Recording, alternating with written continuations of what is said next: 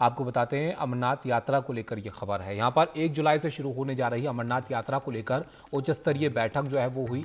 गृह मंत्री अमित शाह के नेतृत्व में उच्च स्तरीय बैठक हुई और जम्मू कश्मीर के एलजी बैठक में पहुंचे। बैठक में अमरनाथ यात्रा की तैयारियां और सुरक्षा की समीक्षा जो है वो हुई और 1 जुलाई से 31 अगस्त तक ये अमरनाथ यात्रा जो है वो चलनी है।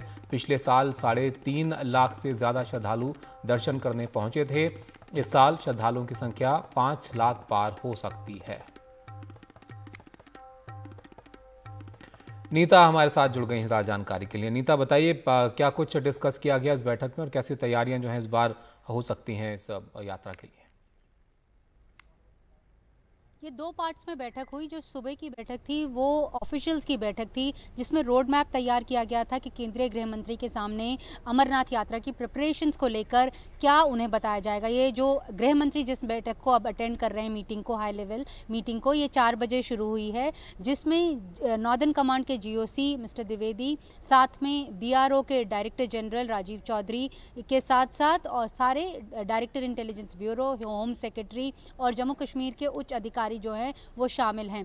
जैसे कि आप बता रहे थे, ये जो यात्रा है वो सबसे लंबी यात्रा है। जब लेफ्टिनेंट गवर्नर मनोज सिन्हा साहब यहाँ पर पहुंचे, मैंने उनसे पूछा क्योंकि ये बहुत लंबी यात्रा है, तो उन्होंने कहा कि लोगों की अच्छी विशेष से ये जो यात्रा है ये सफलतापूर्वक जो है वो हो जाएगी। इस साल यात्रा जो है वो 62 दिन लंबी है। पहले 2004 में ये बैठक ये जो यात्रा है तकरीबन 15 दिन की होती थी, लेकिन अब इसकी अवधि जो है वो बढ़ा दी गई है। इसमें इस साल बहुत लंबी यात्रा है, 2 महीने की है और बताया जा रहा है कि 5 लाख लोग जो हैं श्रद्धालु वहां पर दर्शन करने के लिए पहुंच सकते हैं। ये इसलिए भी इंपॉर्टेंट है क्योंकि अभी भी फिलहाल क्योंकि जम्मू कश्मीर में इस साल बहुत लेट तक बर्फबारी जो है वो होती रही है। जो दोनों रास्ते हैं, चाहे बालटाल का रास्ता हो चाहे पहलगाम का रास्ता हो, दोनों ही रास्तों में बहुत बर्फ है, जिसका काम जो है वो बीआरओ यानी बॉर्डर रोड ऑर्गेनाइजेशन को दिया हुआ है कि 15 जून तक उन्हें अपना काम पूरा करना है। जो बालटाल का रास्ता है वो ऊंचा रास्ता है, लेकिन लोग ज्यादा इस रास्ते से इसलिए भी जाते हैं क्योंकि एक दिन में आप अपनी यात्रा को पूरी कर सकते हो, जबकि जो पहलगाम का रास्ता है वो लंबा रास्ता है लेकिन सीनिक रास्ता है। तो जो लोग घूमने के पर्पस के लिए जाते हैं वो इस रास्ते से जाते हैं। पिछले साल जो 3.5 लाख लोग गए थे यहाँ पर, उसमें से 55% जो श्रद्धालु थे वो पहलगाम के रास्ते से गए थे और जो बाकी 45% थे वो बालटाल के रास्ते से गए थे। तो पूरी युद्ध स्तर पर वहां पर काम हो रहा है, क्योंकि पिछली बार हमने देखा था वहां पर एक अनहोनी हुई थी जिसमें 16 लोग जो हैं वो मारे गए थे क्योंकि क्लाउड बर्स्ट हो गया था। ऐसा ना हो इसको लेकर भी जो चर्चा है वो की जा रही है।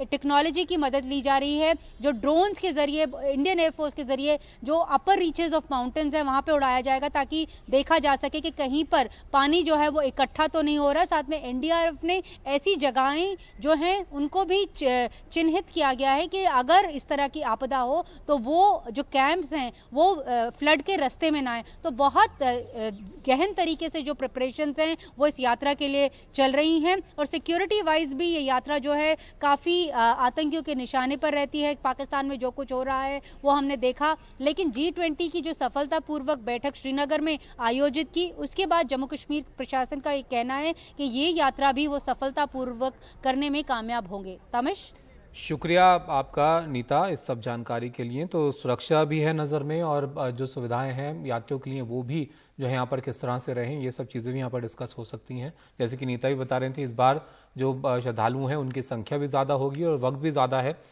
इस बार की इस यात्रा में।